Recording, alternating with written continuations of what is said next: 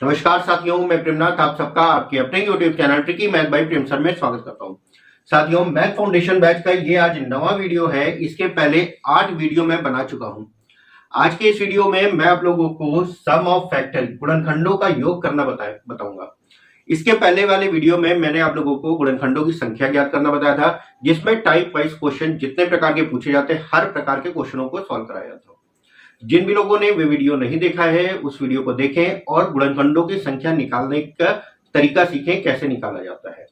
आज मैं आप लोगों को गुणनखंडों का योग बताऊंगा और गुणनखंडों का योग कितने प्रकार से पूछा जाता है वो सारी चीजें आप लोगों को बताएंगे। तो वीडियो शुरू करने से पहले आप लोगों से निवेदन है, वीडियो को ज्यादा से ज्यादा शेयर करें जिससे और भी लोगों तक ये हमारा वीडियो पहुंचे। जिन भी लोगों ने मेरे चैनल को सब्सक्राइब नहीं किया है, मेरे चैनल को सब्सक्राइब करें, बेल आइकन दबा दें जिससे लेटेस्ट वीडियो के नोटिफिकेशन आप लोगों तक पहुंचते हैं। ठीक है, चलिए शुरुआत करते हैं गुणनखंडों का योग। देखिए, पिछले वीडियो में मैंने आप लोगों को गुणनखंड निकालना सिखा दिया था, कैसे निकाला जाता है। तो आज के इस वीडियो में मैं आप लोगों को योग करना बताऊंगा, कैसे योग किया जाता है। ठीक है, तो सबसे पहले एक छोटा सा एग्जांपल लेते हैं। जैसे कि अगर हम आपसे कहते हैं 12, एक संख्या है 12 के गुणनखंडों का योग आप बताइए क्या होगा। गुणनखंडों का योग, सम गुणनखंडों का योग, विषम गुणनखंडों का योग क्या होगा। तो इस प्रकार से जितने भी टाइप के क्वेश्चन बनते हैं सारे टाइप के क्वेश्चनों को कराएंगे। तो वीडियो को अंत तक जरूर देखिएगा जिससे कोई भी टाइप आपका छूटे ना, क्योंकि पेपर में कौन सी चीज कब पूछ ली जाए कोई भरोसा नहीं है, इसलिए हर टाइप के क्वेश्चन आपको आने चाहिए। ठीक है, चलिए अब सबसे पहले एकदम बेसिक तरीका अगर देखा जाए तो 12 किन किन संख्याओं से कटता है। तो आप कहेंगे 1 से कटता है, 2 से कटता है, 3 से कटता है, 4 से कटता है, 6 से कटता है और 12 से कटता है। अब यही जो गुणनखंड, ये जो संख्याएं हैं ये आपके गुणनखंड होते हैं, फैक्टर होते हैं और इन्हीं फैक्टरों का योग आपको बताना है। ठीक है, तो यहां पे योग अगर हम करेंगे तो 6 4 10, 3 3 6 हो गया, 10 6 16, 16 और 12 कितना हो गया 28। यानी कि गुणनखंडों का जो योग हो गया वो कितना हो गया 28 का। सभी गुणनखंडों का योग हो गया 28। ठीक है, सभी गुणनखंडों का योग ये तो हो गया 28। अगर हम आपसे कह दें सम गुणनखंडों का योग बताइए, तो सम गुणनखंडों का योग अगर हम निकालेंगे तो यहां पे सम संख्याएं कितनी है, 2 है, 4 है, 6 है और 12। तो 12 4 16, 16 6 22, 23 24। तो सम गुणनखंडों का योग कितना हो गया 24 का। अगर हम आपसे कह दें विषम गुणनखंडों की संख्या का योग बताएं, विषम गुणनखंडों का योग, तो विषम गुणनखंडों का योग क्या हो जाएगा। यहां पे देखेंगे तो 1 और 3 आपकी विषम संख्या है, तो 3 और 1 कितना हो गया 4। इन दोनों का जो योग होगा वो टोटल योग के बराबर होगा। ठीक है, तो ये तो छोटी सी संख्या थी, आपने फैक्टर कर लिए। फैक्टर क्या, हमने देख लिया किन किन संख्याओं से था, तो उन संख्याओं का योग कर लिया तो सभी गुणनखंडों का योग आ गया। सम गुणनखंडों में सम संख्या का योग कर लिया 24 आ गया, विषम में हमने विषम का कर लिया 4 आ गया। लेकिन अब हर संख्या को तो हम इस तरह कर नहीं सकते क्योंकि संख्याएं बहुत बड़ी भी हो सकती हैं। तो कैसे करते हैं उस चीज को समझिएगा इसी पे। जैसे 12 को दे रखा है, तो 12 का अगर हम फैक्टर करेंगे तो 12 के जो फैक्टर करेंगे वो क्या होगा 2 की पावर 2 इंटू 3 की पावर 1। 2 दूना 4 3 12। ठीक है, 4 3 12 होता है, 2 दूना 4 3 12 हो गया। अब जो भी संख्या की पावर होती है, और एक चीज और ध्यान रखिएगा, पिछले वीडियो में मैंने आप लोगों को बताया भी है, जो भी फैक्टर करेंगे वो अभाज्य संख्या की घात के रूप में होना चाहिए। ठीक है, ध्यान रखिएगा, अभाज्य संख्या की घात के रूप में। तो यहाँ पे 2 भी अभाज्य है, 3 भी अभाज्य है। इसमें जो भी पावर आपको दे रखी है वो 0 से शुरू करते हैं और उस पावर तक पहुंचते हैं। 2 की पावर 0, 2 की पावर 1 और 2 की पावर 2, सबको ऐड कर लेंगे और इसका मल्टीप्लाई कर देंगे अगली संख्या 3 की पावर 0 और 3 की पावर 1। ध्यान रखना, जो भी पावर आ रही है वहां तक हमको जाना है और उसके पहले की सारी छोटी संख्याओं को ले लेना है, या कह सकते हैं 0 से शुरू करते हुए जहां पावर दे रखी है वहां तक जाना है। 2 था, 0 से शुरू किया, 0 1 2 हो गया।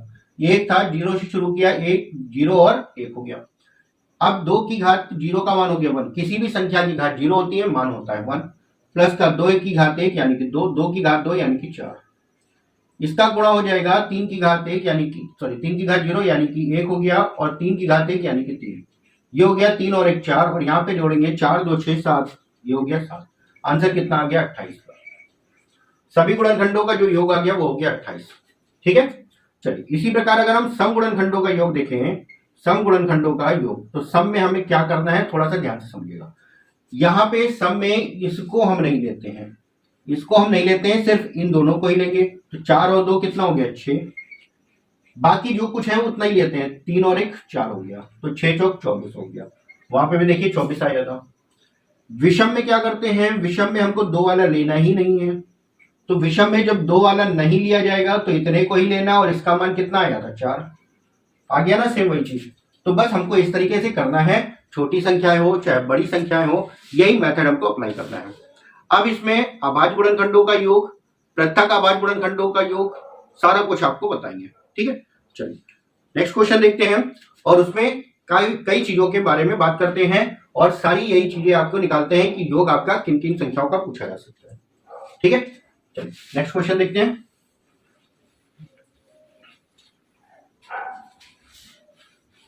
नेक्स्ट क्वेश्चन में नेक्स्ट क्वेश्चन आपका दे रखा है 48। 48 के बारे में हमें निकालना है, तो सबसे पहले इसका फैक्टर करते हैं, और 48 को आपको पता है क्या लिखेंगे, 2 की घात 4 गुणा 3। 2 की घात 4 का मतलब क्या होता है 16। 48 को जो लिखा जाता है वो लिखा जाता है 16 गुणा 3। 16 को लिखा जाएगा 2 की घात 4, 3 हो जाएगा आपका, और 3 की घात क्या हो जाएगा यहाँ पे 1 हो जाएगा। तो सबसे पहले सभी गुणनखंडों का योग निकालते हैं। जब सभी गुणनखंडों का योग निकालेंगे तो आपको पता है क्या करना है, जो भी पावर है 0 से शुरू करते हैं और वहां तक पहुंचते हैं।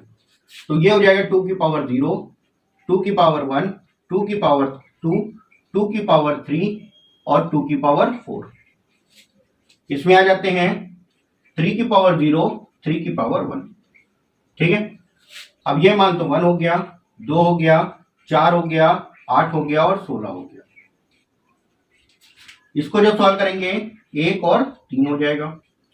16 और 4 20, 8 2 10, 20 और 10 30 और 1 31। इधर तो मान 31 आ गया, गुणे 3 और 1 4, तो 4 से गुणा करेंगे, 4 एकम 4, 4 3 12। ये हो गया सभी गुणनखंडों का योग 124 का। उम्मीद करते हैं बहुत अच्छे से समझ में आया होगा, और अगर समझ में नहीं आया तो नेक्स्ट क्वेश्चन पे समझिएगा और अच्छे से। ठीक, तो ये तो हो गया सभी गुणनखंडों का योग। अब निकालते हैं सम गुणनखंडों का योग। सम गुणनखंडों का योग अगर हम निकालेंगे तो हमने बताया इस 2 की पावर 0 को हम नहीं लेते हैं, तो 2 की पावर 0 को नहीं लेंगे तो लेंगे किसको, 2 की पावर 1, 2 की पावर 2, 2 की पावर 3, 2 की पावर 4 तक, और इसमें बाकी सारा कुछ वैसे ही लेते हैं, 3 की पावर 0, 3 की पावर 1।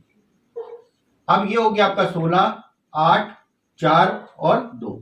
तो यहां पे जो 31 आया था, एक नहीं लेंगे तो हमारा कितना बचेगा 30, और ये मान हो जाएगा 1 और 3, 3 और 1 4, तो गुणा कर देंगे, 4 3 12, यानी कि सम गुणनखंडों का जो योग आ जाएगा वो कितना हो जाएगा 120। इसी प्रकार अगर हम विषम गुणनखंडों का योग निकालें, विषम गुणनखंडों का योग, तो विषम में हमको ये सम वाला लेना ही नहीं होता है, यानी कि 3 और 1 4 हो जाएगा सीधे सीधे। ये आपका आंसर हो जाएगा। उम्मीद करते हैं 48 में ये चीजें अच्छे से समझे हैं, और नहीं समझे हैं तो नेक्स्ट क्वेश्चन में समझिएगा। नेक्स्ट क्वेश्चन में आपको वर्गों के योग के बारे में भी बताएंगे कि उन गुणनखंडों का योग बताइए जो कि पूर्ण वर्ग है या पूर्ण घन के बारे में भी बताएंगे आगे के क्वेश्चनों में। ठीक है, जैसे अगला क्वेश्चन आपको दे रखा है 60। क्वेश्चन में क्या दे 60 के बारे में बताइए, तो 60 को आप क्या लिखेंगे, आपको पता है क्या होता है, 15 चौको 60 होता है, तो 15 2 दूना 4, 3 12, 5 60, ये आ जाएगा। अब यहाँ पे सेम वही चीज, 2 की घात 2 है, यानी कि 2 की घात 0, ध्यान से समझिएगा, 2 की घात 1 और 2 की घात 2। 3 की घात में 3 की घात 0, 3 की घात 1। 5 की घात में 5 की घात 0, 5 की घात 1। ये मान हो गया 1, ये हो गया 2, ये हो गया आपका 4। इसको जब सॉल्व करेंगे 1 + 3, और यहां पे हो जाएगा 1 + का 5। सॉल्व कर लेते हैं, 4 2 6 और 1 7, गुणे 3 और 1 4, गुणे 5 और 1 6, तो 7 छंग 42, गुणा 4, 4 दूना 8, 4 चौक 16, कितना आया 168। सभी गुणनखंडों का जो योग आ गया वो हो गया 168 का। ठीक है, चलिए अगर हम आपसे कह दें सम गुणनखंडों का योग बताइए तो क्या करेंगे? सेम वही प्रोसेस, कितने को नहीं लेना, इसको ही नहीं लेना, यानी कि 2 + 4 हो जाएगा, 1 + 3 हो जाएगा और 1 + 5 हो जाएगा। तो 4 और 2 6, 3 और 1 4, 5 और 1 6, 6 छंग 36, 36 गुणे 4, यानी कि आंसर कितना हो गया 144। अगर हम आपसे कहते हैं विषम का योग बताइए तो इसमें क्या करेंगे, 2 वाला ही नहीं लेंगे, ये पूरा में नहीं लेना, तो लेना क्या है 3 और 1 4, 5 और 1 6, 6 चौक 24, और इन दोनों का जो योग होगा वो टोटल 168 के बराबर हो जाएगा। उम्मीद करते हैं अच्छे से समझ आया होगा।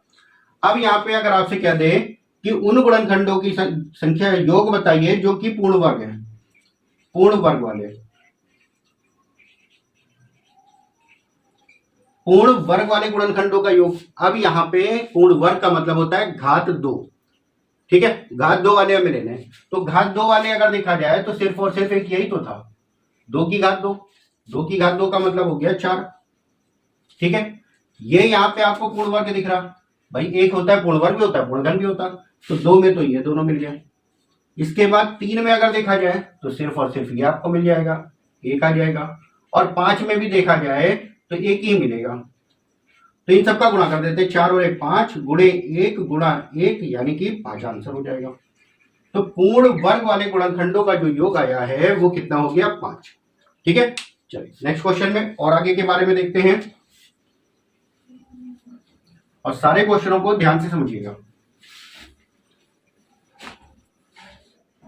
नेक्स्ट क्वेश्चन, जैसे कि अगर आपसे क्या दिया जाए 100,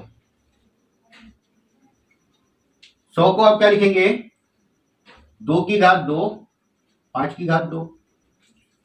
सभी का योग निकालना आ गया, सम का निकालना आ गया, विषम का निकालना आ गया। इसमें निकालते हैं पूर्ण वर्ग के बारे में। पूर्ण वर्ग, उन गुणनखंडों का योग क्या होगा जो कि पूर्ण वर्ग है, उन गुणनखंडों का योग क्या होगा जो कि पूर्ण वर्ग। योग किसका निकाल रहे हैं, जो कि पूर्ण वर्ग है। अब इसको हम क्या लिखेंगे, 2 की घात 0, 2 की घात 1 और 2 की घात 2। 5 को क्या लिखेंगे, 5 की घात 0, 5 की घात 1 और 5 की घात 2। सॉल्व कर लेते हैं। पूर्ण वर्ग को ही लेना है, यानी कि 2 वाली घात लेनी है या 2 के गुणे वाली लेनी है, तो ये तो 1 हो गया, 1 तो होता ही है, 2 की घात 2 यानी कि 4 हो गया। यहां पे आ जाएंगे तो 1 हो जाएगा, और 5 की घात 2 25, 25 और 1 26, 4 और 1 5, और गुणा करेंगे तो ये आ जाएगा 130 का, 26 पंजे 130। कोई दिक्कत हो तो बताइए, इसमें क्लियर है। चलिए नेक्स्ट क्वेश्चन आपका दे रखा है 360 के सम गुणनखंडों का योग बताएं, विषम गुणनखंडों का योग, अभाज्य और पृथक अभाज्य। पृथक अभाज्य क्या होते हैं हमने पिछले वीडियो में आप लोगों को बताया था, तो ध्यान से समझिएगा इस सबका। तो सबसे पहले तो 360 के हम फैक्टर करते हैं, तो 360 के जब आप फैक्टर करेंगे तो इसको लिखेंगे 36 गुणा 10, और 36 को क्या लिखेंगे 9 गुणा 4, यानी कि 4 9 36 और गुणे 10, 360 हो गया। 4 को लिखेंगे 2 की घात 2, 9 को लिखेंगे 3 की घात 2, और 10 को लिखेंगे 2 गुणा 5, ये हो जाएगा 2 की घात 3 गुणे 3 की घात 2 गुणा 5 की घात 1, ये हो गया फैक्टर आपके। ठीक, अब इसको हम क्या लिखते हैं, 2 की घात 0, 2 की घात 1, 2 की घात 2 और 2 की घात 3 हो गया। इसमें हम लिखेंगे 3 की घात 0, 3 की घात 1, 3 की घात 2 हो गया, और 5 में हो जाएगा 5 की घात 0 और 5 की घात 1। ठीक है, अब सबसे पहले हमको निकालना है सम, तो सम में हमने आपको क्या बताया, 2 की पावर 0 हम नहीं लेते हैं, तो 2 की पावर 0 वाला मान हमें नहीं लेना है, ये हो गया 2 4 और 8। इसमें पूरा हम सारा कुछ लेते हैं, 1 3 और 9 हो गया, और यहां पे 1 प्लस का 5। जब इसको सॉल्व करेंगे 8 2 10 4 14, 9 और 1 10 3 13, 5 और 1 6, तो ये हो गया 14 गुणे 78।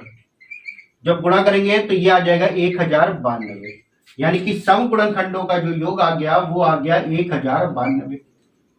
क्लियर है।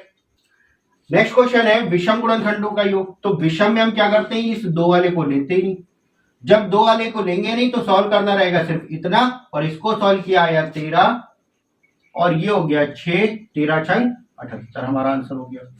अब देखिए अभाज्य और पृथक अभाज्य। अभाज्य गुणनखंडों का योग हम कैसे निकालते हैं? अभाज्य के लिए जो हमारे फैक्टर हुए थे वो देखते हैं। फैक्टर थे 2 की पावर 3 इंटू 3 की पावर 2 इंटू 5 की पावर 1, ये थे हमारे। तो अभाज्य गुणनखंडों का जब हम योग निकालते हैं तो ध्यान से समझिएगा क्या होता है। जो संख्याएं अभाज्य होती हैं और कितनी बार आ रही हैं उतनी बार हम जोड़ लेते हैं। 2 हमारी अभाज्य है, 2 की घात 3, यानी कि 2 कितनी बार आ रहा? 3 बार आ रहा। तो 2 को जब हम 3 बार जोड़ेंगे तो 2 का हम 3 से गुणा कर देंगे, चाहे 3 बार जोड़ लो या 3 से गुणा कर लो। 3 कितनी बार आ रहा है? 2 बार आ रहा है, तो 3 का हमने 2 से गुणा कर लिया या 2 बार जोड़ लिया। 5 एक ही बार आ रहा था, ये हो गया 5। 3 दूना 6, 3 दूना 6 और प्लस का 5, 6 6 12, 12 5 17। ये आ गया अभाज्य गुणनखंडों का योग हो गया, अभाज्य गुणनखंडों का योग। अब यहाँ पे क्या कह रहा? पृथक अभाज्य गुणनखंडों का योग। तो ध्यान रखिएगा दोनों में पृथक अभाज्य गुणनखंडों का जो योग होगा,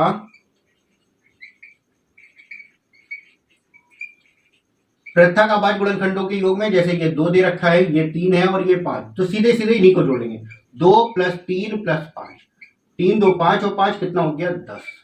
ये हो गया पृथक अभाज्य गुणनखंड और अभाज्य गुणनखंडों का योग। तो ध्यान से समझिएगा, 2 कितनी बार आया था? 3 बार। तो 2 को 3 बार जोड़ेंगे तो भी 6 आएगा, 3 से गुणा कर देंगे तब भी 6 आएगा। 3 कितनी बार आया? 2 बार आया, 3 की घात 2 था, 3 को 2 बार जोड़ लिए या 3 से 2 से गुणा कर लिए, और टोटल हमने सॉल्व किया, ये आ गया। और ध्यान रखिएगा दोनों में क्या अंतर है। ये पृथक अभाज्य है, यानी कि सिर्फ और सिर्फ अभाज्य संख्याएं जो आई हैं उनका योग है, और अभाज्य संख्या में 2 आया था, 2 कितनी बार आया उन सबको जोड़ लिया, 3 कितनी बार आया उन सबको जोड़ लेंगे। ठीक है, तो ये होता है दोनों में अंतर। ठीक है, चलिए नेक्स्ट क्वेश्चन देखते हैं।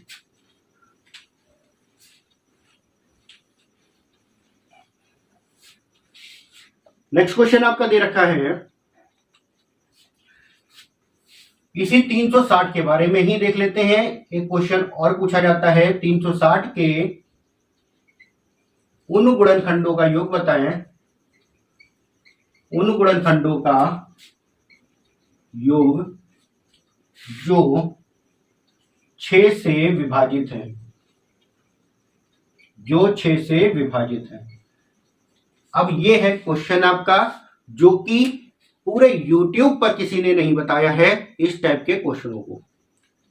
ध्यान से समझिएगा क्वेश्चन हम कैसे करते हैं, और अभाज्य गुणनखंडों का योग और पृथक अभाज्य गुणनखंडों का योग पूरे YouTube पर किसी ने नहीं बताया है। और ध्यान से समझिएगा इसके बारे में भी।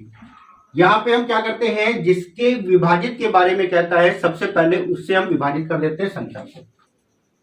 360 से जब हम 360 को जब हम 6 से भाग करेंगे तो हमारा मिलेगा क्या? 60।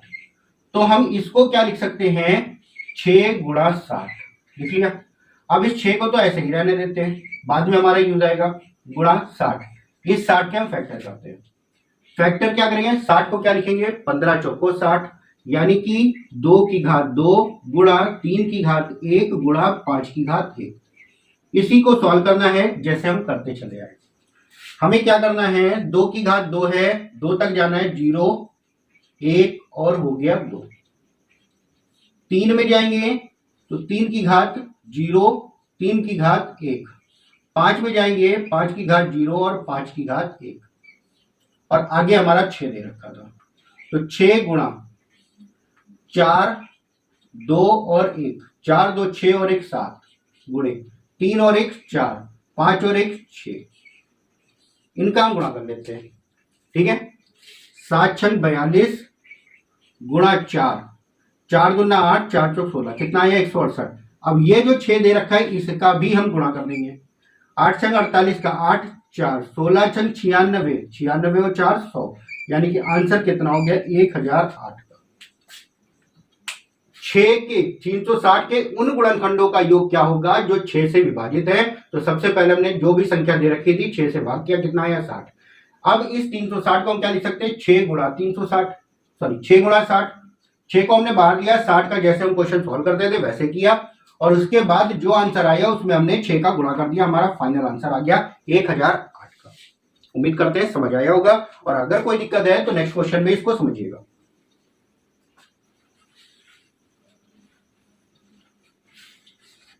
नेक्स्ट क्वेश्चन आपका दे रखा है, जैसे कि दे दिया गया 960। नेक्स्ट क्वेश्चन है 960 के उन गुणनखंडों का योग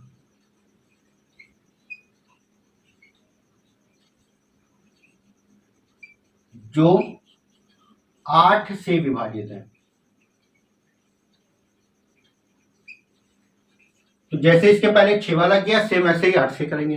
तो सबसे पहले इस 960 को अगर हम लिखेंगे तो 8 गुणे 120 गुणा करेंगे, 12 के 96, 960 आ जाना है आपका। ठीक, तो इस 8 को हमें कुछ नहीं करना, 8 को ऐसे ही रहने देते हैं और 120 के हम फैक्टर करते हैं। 120 को अगर आप लिखेंगे तो 4 3 12 दहम्मा 120, 4 को लिखेंगे 2 की घात 2, 3 की घात 1 गुणा 2 गुणा 5, तो ये हो जाएगा 2 की घात 3, 3 की घात 1, 5 की घात 1। इसी को सॉल्व करना है। तो 8 2 की घात 3 यानी कि 0, 2 की घात 1, 2 की घात 2 और 2 की घात 3, ये आ गया।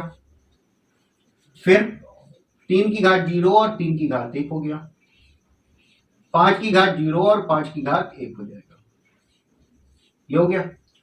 8 4 12 13 14 और 1 15, ये आ गया 15। सॉल्व कर लेंगे, 2 की घात 3 8 हो गया, 4 हो गया, 2 हो गया और 1, 8 4 12 13 14 और 1 15, 3 और 1 4, 5 और 1 6। ठीक, 15 चौको 60 गुणा 6 यानी कि कितना आया 360। अब इस 360 का क्या करेंगे, 8 से गुणा कर देंगे, 8 आगे दे रखे 0, 8 6 48 का 8, 8 3 24 और 4 28, यानी कि आंसर कितना हो गया 2880। 960 के उन गुणनखंडों का योग क्या होगा जो 8 से विभाजित हैं, तो आंसर आ जाएगा 2880, ये आपका आंसर हो जाएगा। ठीक है, चलिए नेक्स्ट क्वेश्चन देखते हैं और ध्यान से समझिएगा अगले क्वेश्चन को भी, और ऐसे ही आपके क्वेश्चन है वो भी। नेक्स्ट क्वेश्चन है, क्वेश्चन में क्या दिया गया है 900 के उन गुणनखंडों का योग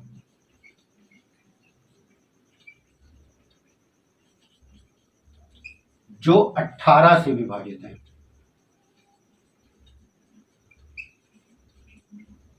तो 18 से विभाजित है तो 900 को क्या लिखेंगे, 18 गुणे 5, 18 पंचे 90 और 1 0 लग जाएगा, यानी कि 18 गुणे 50।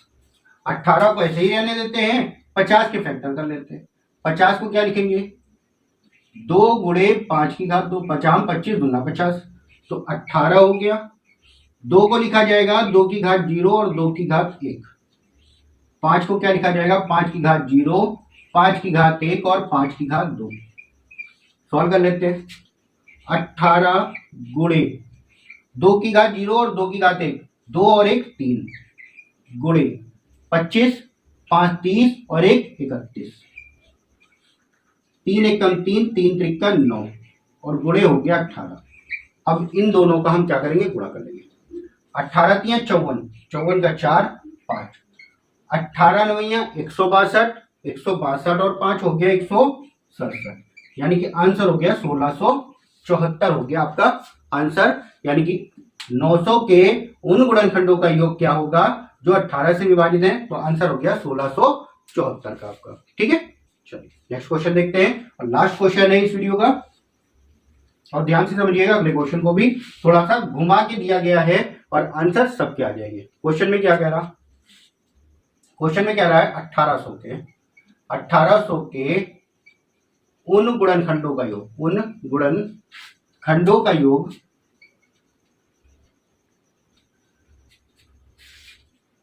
क्या होगा जिनका इकाई का अंक 0 है,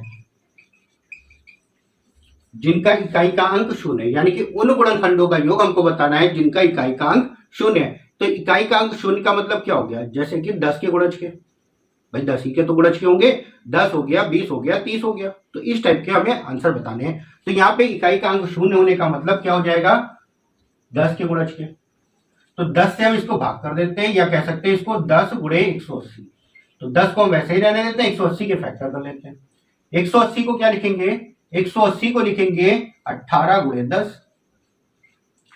18 को क्या लिखेंगे, 2 9 18, 2 गुणा 3 का स्क्वायर, और 10 को लिखेंगे 2 गुणा 5।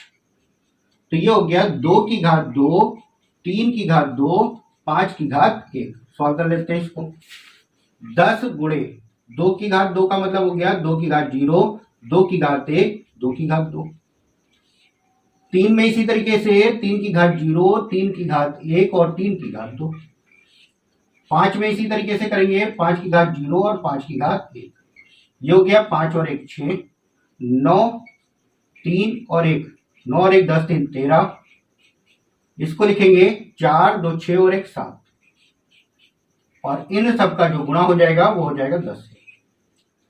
13 सत्ते 91, 10 गुणा 91 गुणे 6, 6 से गुणा कर लेते हैं, 6 कम 6, 6 9 54। 6 से गुणा करेंगे 6 कम 6, 6 9 54, और 10 से गुणा करेंगे 0 लग जाएगा। आंसर हो गया 5460। उम्मीद करते हैं सारे क्वेश्चन आप लोगों को अच्छे से समझ आए होंगे।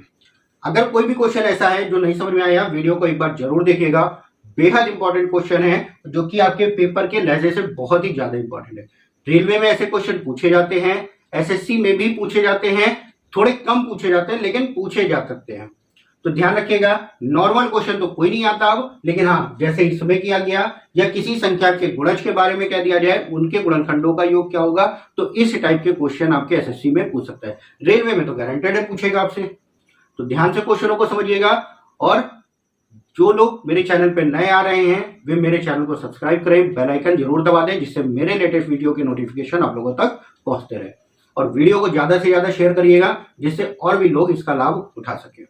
तो आज के वीडियो में इतना ही। नेक्स्ट वीडियो में नेक्स्ट टॉपिक के साथ आपसे मुलाकात होगी। तब तक के लिए जय हिंद।